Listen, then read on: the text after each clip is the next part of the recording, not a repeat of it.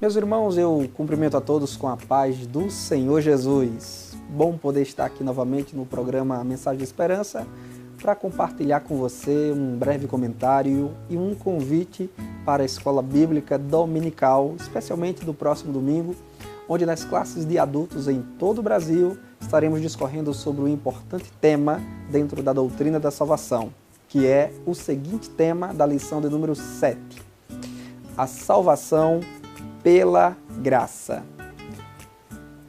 As Escrituras deixam claro, desde os primeiros livros da Bíblia até os últimos livros da Bíblia, que a salvação do homem pecador só é possível mediante um favor de Deus, uma ação benevolente de Deus.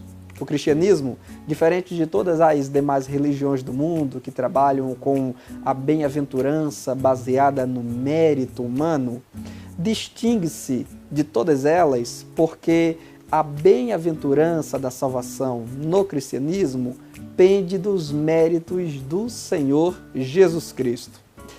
Você sabe que um dos pilares da Reforma Protestante, que estivemos recentemente celebrando os seus 500 anos, agora no último dia 31 de outubro, é este: somente pela graça.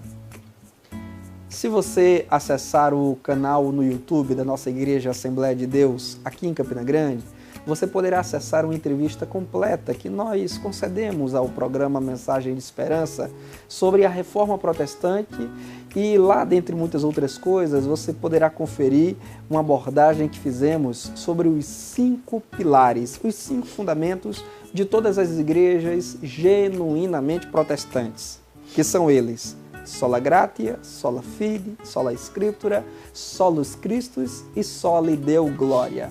Essas expressões são termos em latim que querem dizer, respectivamente, o seguinte em nossa língua portuguesa: somente pela graça, somente através da fé, somente pela Escritura, somente Cristo e somente a Deus glória.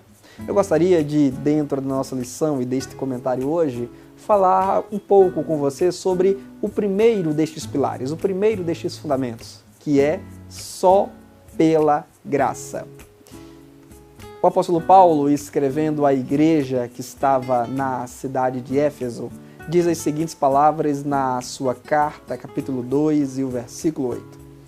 Pela graça sois salvos mediante a fé. Isto não vem de vós, é dom de Deus, não de obras, para que ninguém se glorie. Este foi um dos principais fundamentos definido pelos reformadores e também pelas igrejas protestantes hoje em todo o mundo. A salvação que é como uma dádiva da graça de Deus, que é pela graça de Deus. Não é mediante o esforço, não é mediante as boas obras, não é mediante qualquer coisa que possamos oferecer como pagamento a Deus para alcançar, senão somente pela fé no Senhor Jesus Cristo. E a fé não é uma obra meritória. A fé não é algo que eu trabalhe para poder comprar a salvação, para poder pagar a salvação. Pelo contrário disso, a fé é o despojar de todo orgulho, de toda vaidade, de toda presunção pessoal e a confiança plena nos méritos de Cristo crucificado na cruz do Calvário para nossa salvação. Ao longo da lição, o pastor Clayton, que é o comentarista da nossa lição de adultos esse trimestre, ele vai desenvolver o conteúdo em 3 tópicos. No primeiro tópico, o que eu quero ressaltar aqui, é o que o comentarista fala sobre o propósito da lei e da graça. A lei foi dada através de Moisés para, dentre muitos objetivos, evidenciar o pecado do homem e a sua incapacidade de, por méritos próprios, conseguir justificar-se diante de Deus.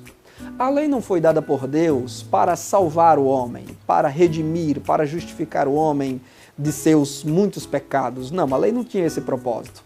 Ao contrário disso, a lei demonstrava a fraqueza do homem. A lei apontava o pecado do homem e dirigia o homem na esperança do Messias que viria para resgatar, este sim, poderoso para salvar o homem de seus pecados.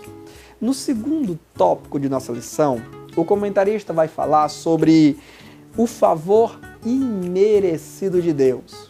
Aliás, é aqui onde nós encontramos o conceito de graça.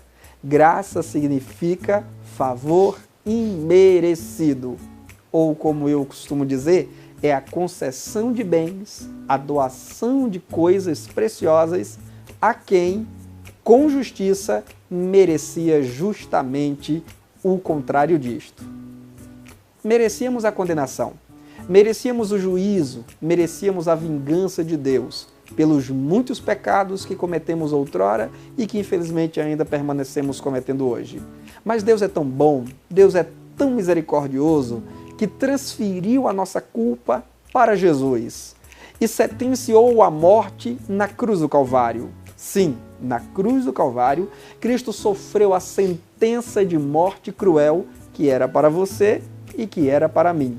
E somente porque Cristo assumiu a nossa culpa na cruz do Calvário, como diz o profeta Isaías, ele levou sobre si as nossas iniquidades, é que hoje nós podemos então receber o favor e a misericórdia de Deus. Aliás, algo aqui precisa ficar muito claro. Deus não nos salva apenas porque Ele é gracioso e quer nos salvar e por um ato deliberado, um decreto bondoso, Ele vai nos salvar. Não. De fato, Deus é misericordioso, Deus é bom e é gracioso. Mas a salvação só nos é possível como uma dádiva benevolente de Deus porque alguém recebeu a punição pelos nossos pecados. Deus não removeu a culpa, Deus não removeu o pecado, Deus não ignorou o pecado. Deus puniu o meu e o seu pecado em Jesus Cristo crucificado na cruz do Calvário.